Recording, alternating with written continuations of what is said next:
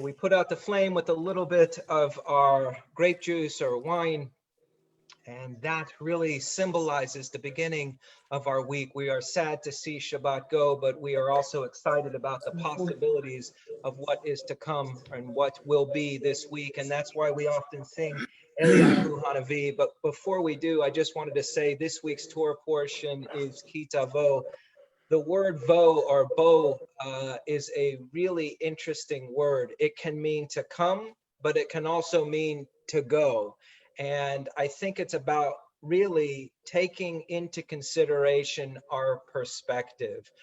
And if we look at our perspective and ask ourselves sometimes how often we are limited by our own perspective, and that it is hard for us to get out of our own heads and see things in a different way.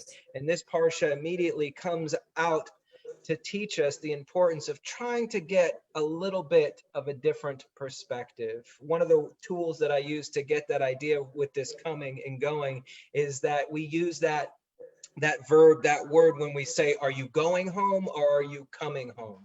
And it really denotes the same kind of activity, but it gives you a different perspective. When I'm coming home, do you not think about maybe a homecoming, a home arriving? When we talk about going home, it's a different kind of perspective.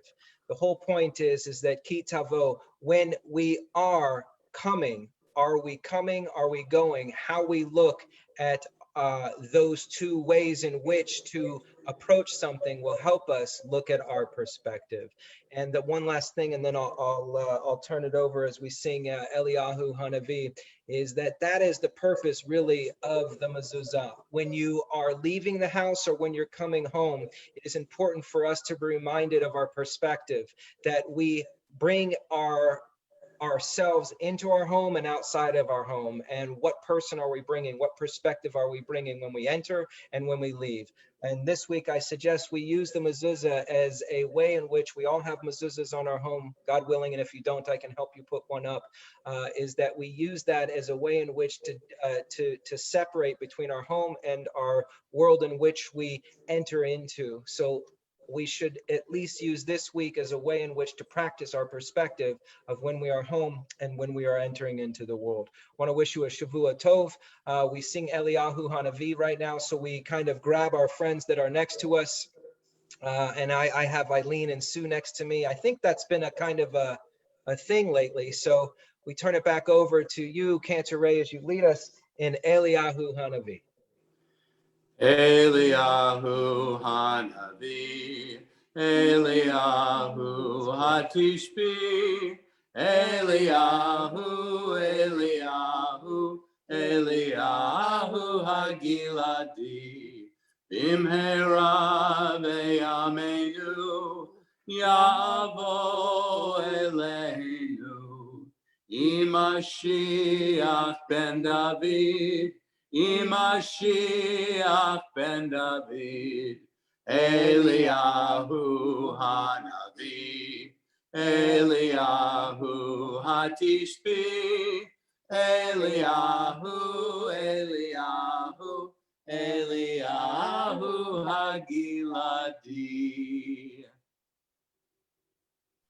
I just know this is going to be an amazing week. It's going to be one of the best weeks we've ever had. I feel it, I know it, I see it, and I feel it in my kishkis. So we will say a little Yiddish prayer.